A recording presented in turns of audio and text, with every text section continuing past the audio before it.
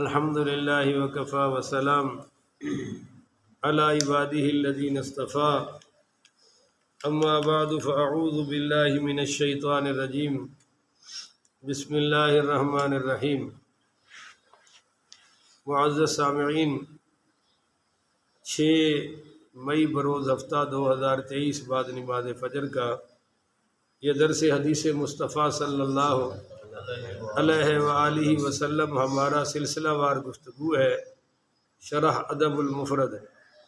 آج اس کی یہ قسط نمبر 206 ہے اور آج کا درس انشاءاللہ حدیث نمبر 1144 سے لے کر یہ تقریباً 1148 تک جاری رہے گا۔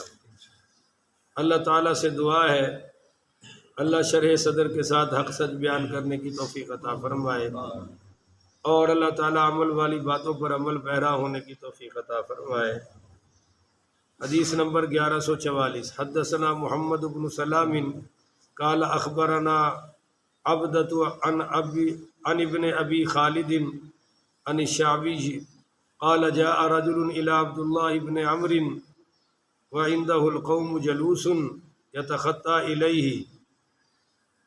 حضرت شعبی رحمۃ اللہ علیہ سے روایت ہے، کہتے ہیں کہ ایک آدمی حضرت عبداللہ بن عمر رضی اللہ تعالی عنہما کے پاس آیا اور ان کے پاس لوگ بیٹھے ہوئے تھے، وہ گردنیں پھیلانگتا ہوا ان کے پاس آ گیا تو لوگوں نے اس کو منع کیا، یتخطی الیہ فمنعوہ فقال اترکوا الرجل فجاءہ حتی جلس الیہ۔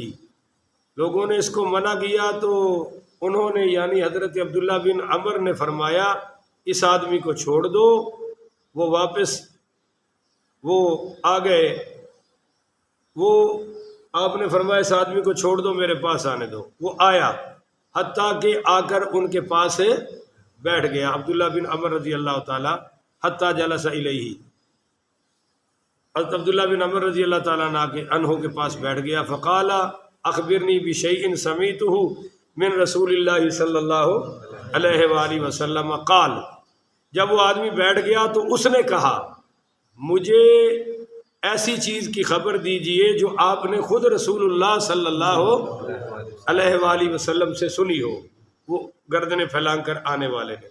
اب یہاں امام بخاری رحمۃ اللہ علیہ اس حدیث کو لا کر یہ بتا رہے ہیں کہ بھائی اگر صاحب مجلس کی طرف سے اجازت ہو تو گردنیں پھیلان کر آنے میں کوئی حرج کی بات نہیں ہے، مگر جہاں اجازت نہیں ہے، مجلس سب کے لیے عام ہے، وہاں ایک آدمی اپنی خصوصیت قائم کرنے کے لیے تکبر کے طور پر کہ میں آگے بیٹھوں، وہ لوگوں کی گردنیں پھیلان کر آتا ہے، وہ جائز نہیں۔ یہ جائز ہے کہ لوگوں نے منع کیا۔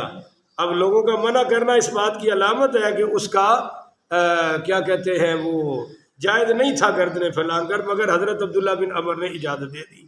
وہ آیا اور اس نے کہا کہ مجھے حضور پاک صلی اللہ علیہ وسلم کا وہ فرمان سنائے جو آپ نے خود حضور سے سنا ہو۔ تو قال، انہوں نے کہا کہ سمیعت رسول اللہ صلی اللہ علیہ وآلہ وسلم یقول، کہ بھائی میں نے حضور پاک صلی اللہ علیہ وآلہ وسلم سے یہ خود سنا ہے کہ سرکار دو عالم صلی اللہ علیہ وآلہ وسلم نے فرمایا المسلم من سلم المسلمون من لسانہ و یدہ، کہ مسلمان وہ ہے جس کی زبان سے اور جس کے ہاتھ سے دوسرے مسلمان محفوظ رہے۔ اب وہ کائے کا مسلمان ہے بھائی جو اپنی زبان چلا ہی رہا ہے، لوگوں پر الزام لگا رہا ہے، تہمتیں لگا رہا ہے۔ تہمت لگانے میں امام آگے آ جائے، خطیب آگے آ جائے، پیر آگے آ جائے، مرید آگے آ جائے، مقتدی آ جائے، محلے دار آ جائے، رشتہ دار آ جائے، اس ظالم کو کسی کی پرواہ، مگر دھڑلے سے کہتا ہے میں حاجی صاحب بھی ہوں، میں نمازی صاحب بھی ہوں، میں نے داڑھی بھی رکھی ہے، میں مولوی صاحب بھی ہوں، مگر زبان پر قابو کرنے کو تیار ہے۔ تو حضور پاک صلی اللہ علیہ وآلہ وسلم بتا رہے ہیں، فرما رہے ہیں کہ بھائی اصل مسلمان وہ ہے جو اپنے ہاتھ سے اور اپنی زبان سے بولو کسی کو تکلیف نہ دے۔ اور آگے فرمایا والمہاجر من ہجر ما نہی اللہ عنہ، اصل مہاجر وہ ہے کہ جس کام سے اللہ نے منع کیا اس کو چھوڑ دے۔ چھوڑنا ہجرت ہے نا، علاقہ چھوڑ کے کہا جی میں مہاجر ہوں۔ عجیب بات تو یہ ہے کہ آپ کا پتہ نہیں اتفاق ہوا ہے کہ نہیں، آزاد کشمیر میں خطیب رہا ہوں، وہ اتنے سارے سانو مہاجر کہندے نے، جو پنجاب سے آتے ہیں نا پاکستان سے، وہ کہتے ہیں یہ مہاجر ہے، اور آپس میں بیٹھ کے وہ کہتے ہیں مہاجروں کی اوقات کی ہے، اسی اتوں کے وسے بھی ہاں، اسی اتوں کے رہن والے ہاں، یہ مہاجر آ کے سانو گلاں کرتے ہیں، یعنی وہ بندے نو بندہ ہی نہیں سمجھتے، اور اسی انہاں کشمیریاں پیچھے لڑ کے نسلاں کٹوا لਈਆਂ نے، ہزاراں نہیں لکھاں ساڈے شہید ہو چکے نے، اور کدے تسی اتنے جا کے ویکھو سانو بندہ ہی نہیں سمجھتے، اور کشمیریاں دی قوم نال جندا واہ پیا انہوں پوچھو بھی ہے کی نہیں، اللہ ہی خیر کرے۔ بہرحال والمہاجر من ہاجر ما نہی اللہ عنہ، اصل مہاجر وہ ہے کہ وہ کام چھوڑ دے جس سے اللہ نے منع کیا ہے، علاقہ چھوڑنے سے بندہ پورا مہاجر نہیں بنتا۔ خیر اب تو جو نوکریوں کے لیے چھوڑ رہے ہیں وہ بھی اپنے آپ کو مہاجر کہہ رہے ہیں، امریکہ میں دوسرے ملکوں میں جو گئے صرف ڈالر کمانے وہ بھی کہہ رہے ہیں جی ہم مہاجر ہیں، تو بھائی تم مہاجر تو ہو مگر دنیا والے ہو، وہ دین اور قرآن والے مہاجر ہیں۔ تو اب تو ہجرت بند ہو گئی حضور کے ہجرت کے بعد، مگر یہ ہجرت جاری ہے کہ جس کام سے اللہ نے منع کیا ہے وہ چھوڑ دو۔ آگے ہے جی باب اکرم الناس علی الرجل جلیسہ، اس بات کا بیان کہ آدمی کے لیے لوگوں میں سے معزز ترین آدمی اس کا ہم نشین ہو۔ ہم نشین سمجھتے ہیں جو آپ کے ساتھ بیٹھے، جو آپ کے ساتھ سفر کرے، جس کا آپ کے ساتھ یارانہ ہو، اٹھنا بیٹھنا ہو، دکھ سکھ کی باتیں ہوں، وہ کیسا ہونا چاہیے؟ سب سے اعلیٰ ہونا چاہیے۔ چنانچہ سنیے حدثنا ابو عاصم قال حدثنا صائب بن عمر قال حدثني عیسی بن موسیٰ عن محمد بن عباد بن جعفر قال قال ابن عباس اکرم الناس علی جلیسی۔ حضرت محمد بن عباد بن جعفر رحمۃ اللہ علیہ سے روایت ہے، کہتے ہیں کہ حضرت عبداللہ بن عباس رضی اللہ تعالیٰ عنہ نے فرمایا کہ اکرم الناس علی جلیسی، میرے نزدیک لوگوں میں سب سے بہتر وہ آدمی ہے جو میرے قریب بیٹھتا ہے، جو میرا ہم نشین ہے، میرا جانشین ہے، میرے ساتھ بیٹھتا ہے۔ تو پتہ چلا کہ ساتھ بیٹھنے والوں کی تعریف کرنی چاہیے، بولو جی ساتھ بیٹھنے والوں کی، مثلاً اب آپ نے پیچھے نماز پڑھی ہے تو آپ ایک دوسرے کی تعریف کر دیں بھی میرے ساتھ بہت اچھا آدمی کھڑا تھا، بہت اچھا آدمی کھڑا تھا۔ اب جو کھڑا ہے وہ کھڑا ہونے میں اچھا ہے یا نہیں ہے؟ پر ہم لوگوں کی چونکہ آپس میں دلی محبت ہے نہیں، اس لیے ہم لوگ ایک دوسرے کی تعریف کرتے بھی، اور حضرت عبداللہ ابن عباس فرما رہے ہیں جو میرے نزدیک بیٹھتا ہے وہ سب سے اعلیٰ ہے۔ تو پتہ چلا کہ بد عقیدہ بد مذہب قریب نہیں بیٹھنا چاہیے، وہ بیٹھنا چاہیے جو با ادب ہو اور اہل سنت کے عقائد سے تعلق رکھتا ہو۔ بد مذہب اگر ساتھ بیٹھ جائے تو اس کی تعریف کرنے کی ضرورت نہیں ہے۔ آگے ہے جی حدیث نمبر 1146 بھی اسی عنوان پر ہے۔ حدثنا ابو نعیم عن عبداللہ ابن مؤمل عن ابن ابی ملیکۃ عن ابن عباس قال اکرم الناس علی جلیسی ان یتخطى رقاب الناس حتى یجلس الی۔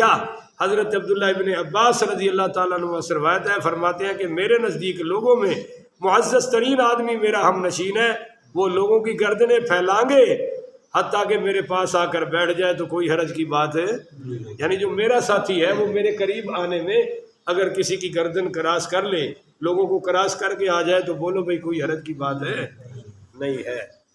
آگے ہے جی باب هل يقدم الرجل رجله بین یدی جلیسہ، کیا آدمی اپنے ہم نشین کے سامنے پاؤں پھیلا سکتا ہے؟ مثلا ایک بندہ مجلس میں بیٹھا ہے اور وہ یوں ٹانگیں لمبی کر کے بیٹھا ہوا ہے، اب بعض لوگ یوں کر کے بیٹھ جاتے ہیں مجلس میں، اگرچہ یوں بیٹھنے میں کوئی حرج ہے مگر ایک درس قرآن ہو رہا ہے، درس حدیث ہو رہا ہے اور وہ یوں کر کے بیٹھا ہے، اور وہ چونکہ بیٹھا اس طرح ہے لہذا وہ کسی کی طرف توجہ بھی کرتا، وہ اپنی کسی دنیا میں مست ہے۔ چنانچہ آپ تو سامنے بیٹھتے ہیں، سامعین میں سے ہیں، میں خطیب ہوں آپ کا، تو مجھے مجمع میں اس کا بڑا تجربہ رہتا ہے کہ کون کس حالت میں بیٹھا ہے، کون توجہ کر کے بیٹھا ہے اور کون ویسے ہی ٹائم پاس کر رہا ہے، اور کون آدھا سویا ہوا ہے آدھا جاگ رہا ہے، ان ساری چیزوں کا تجربہ ہے تقریباً ہر خطیب کو۔ تو حدیث ہے جی 1147، حدثنا محمد بن عبد العزیز قال حدثنا اسد بن موسیٰ قال حدثنا معاویۃ بن صالح قال حدثني ابو الزاہریۃ قال حدثني کثیر بن مرۃ قال دخلت المسجد یوم الجمعۃ فوجدت عارف بن مالک الاشجعی جالسا فی حلق ما حلق مدار رجلیہ بین یدیہ.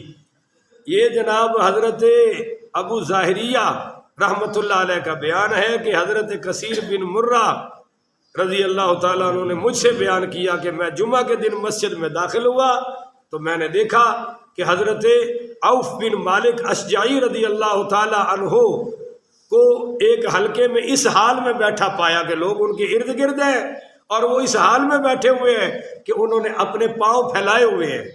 صحابی رسول نے اپنے پاؤں اس طرح پاؤں لمبے کر کے بیٹھے ہیں پوری مجلس میں. تو کہتے ہیں کہ جب انہوں نے مجھے آتے ہوئے دیکھا فلما رآنی قبض رجلیہ، جب میں آیا اور انہوں نے مجھے آتے ہوئے دیکھا تو ٹانگیں سیدھی کر لی. پہلے تو پاؤں پھیلائے ہوئے تھے مگر جب میں آیا اور مجھے دیکھا انہوں نے، حضرت کثیر بن مرہ کہتے ہیں کہ مجھے دیکھ کر انہوں نے ٹانگیں کلوز کر لی، سیدھے ہو کے بیٹھ گئے. اور ثم قال علی، اور مجھ سے فرمایا تدری لأی شیء مددت رجلیہ، فرمایا کہ تمہیں پتہ ہے کہ میں نے اپنے پاؤں کس لیے کھینچے ہیں؟ کہ پہلے تو پھیلا کر بیٹھا تھا، یہ تمہارے آنے پر میں نے پاؤں کیوں کھینچے ہیں؟ اور ساتھ ہی پھر فرمایا لَيَجِيءَ رَجُلٌ صَالِحٌ فَيَجْلِسَ، بھائی میں نے اس لیے پاؤں کھینچے ہیں تاکہ ایک نیک آدمی میری مجلس میں بیٹھ سکے.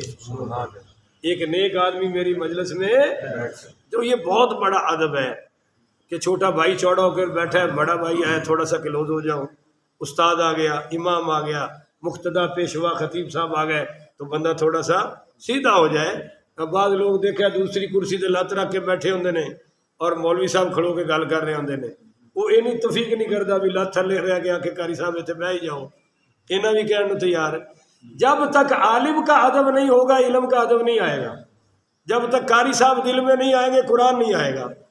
یہ اللہ نے چیزیں جوڑی ہوئی ہیں. مسجد میں آئیں گے تو جماعت کا ثواب ملے گا نا، جماعت سے پڑھیں گے تو جماعت کا ثواب ہے. اگر جماعت ہی نہیں تو جماعت کا ثواب بھی بولو نا تھوڑا سا یار، نہیں ہے. اور امام نہیں ہے تو جماعت بھی نہیں ہے. تو سب سے اعلیٰ کام میں ہم نے جس کو آگے کیا ہے، پھر دنیا کے ہر کام میں بھی وہی ہستی آگے رہنی چاہیے اور دل میں بھی وہ سب سے اعلیٰ رہنا چاہیے. اصل بات تو دل سے بنتی ہے. تو بہرحال یہ بہت ادب کی بات ہے. ایسے ہی فضول ٹانگیں پھیلا کے بیٹھنا مجلسوں میں جائز نہیں. آج کے درس کی آخری حدیث مگر بڑی کمال کی ہے، آپ نے توجہ سے سننا ہے. باب الرجل یکون فی القوم فیبزق، باب الرجل یکون فی القوم فیبزق، آدمی لوگوں کے درمیان موجود ہو پھر تھوکے، اس کا بیان. وہ ایک آدمی بیٹھا ہے مجلس میں، لوگ ارد گرد بیٹھے، اس کو تھوک آ گیا تو وہ کیا کرے؟ یہ بڑی کمال کی حدیث ہے. حدیث نمبر 1148. حدثنا ابو معمر قال حدثنا عبد الوارث قال حدثنا عتبہ بن عبد الملک قال حدثني زرارة بن کریم بن الحارث بن عمرو بن التہمی ان الحارث بن عمرو التہمی عمر السہمی، معافی چاہتا ہوں، حدثنی زرارۃ بن کریم بن الحارث بن عمرو السہمی، میں تہمی پڑھ گیا، ان الحارث بن عمرو السہمی حدثہ قال اتیت النبی صلی اللہ علیہ وسلم وهو بمنن او بعرفات. حضرت زرارہ بن کریم بن حارث بن عمر السہمی رحمۃ اللہ علیہ کا بیان ہے کہ حضرت حارث بن عمر السہمی رضی اللہ تعالی عنہ نے ان سے بیان کیا کہ میں حضور پاک پڑھیے صلی اللہ علیہ وآلہ وسلم کی خدمت اقدس میں حاضر ہوا تو آپ منا میں تھے یا عرفات میں تھے اور لوگوں نے آپ کو گھیر رکھا تھا. وقد اطاف به الناس، لوگ آپ کے ارد گرد بیٹھے ہوئے تھے. وَيَجِيءُ الْأَعْرَابُ فَإِذَا رَأَوْا وَجْهَهُ قَالُوا هَذَا وَجْهٌ مُبَارَكٌ. اچھا، لوگوں نے آپ کو گھیرا ہوا تھا تو اسی وقت کچھ دیہاتی لوگ آئے اور انہوں نے سرکار کے چہرے کی زیارت کر کے کہا کہ یہ چہرہ تو بڑی برکتوں والا ہے. حضور کے چہرے کی پاک کی زیارت کر کے کہا یہ چہرہ تو بڑی برکتوں والا ہے. تو اس کے بعد کیا ہوا؟ کہتے ہیں کہ جناب قلت یا رسول اللہ، یہ حضرت حارث بن عمر السامی کہتے ہیں کہ میں نے کہا یا رسول اللہ استغفر لی، میرے لیے بخشش کی دعائی فرما دیں۔ فقال اللہم اغفر لنا، کہ آپ نے کہا اللہ ہماری بخشش فرما دے۔ میں تو پتہ چلا کسی سے دعا کروانا جائز ہے، بولو جی، کسی سے دعا کروانا کئی لوگوں کو بڑی تکلیف ہوتی ہے، دعا کہ آپ کرو آپ کرو، تو دیکھو نا یہ حضور سے کروا رہے ہیں، تو چھوٹا بڑے سے دعا، اور دوسرا جب کوئی کہے یہ دعا کر دو تو فوری کر بھی دینی چاہیے، آگے سے تکبر کرنے کی ضرورت ہے۔ اور تیسرا مسئلہ یہاں سے ثابت ہو رہا ہے، انہوں نے کہا میرے لیے دعا کریں، حضور نے سب کے لیے کر دی، تو پتہ چلا کہ دعا میں جمع کا صیغہ یعنی سب کے لیے ہونی چاہیے، کسی ایک کے لیے بھی ہو جائے تو جائز ہے، پر سرکار نے یہی کیا۔ اچھا جی،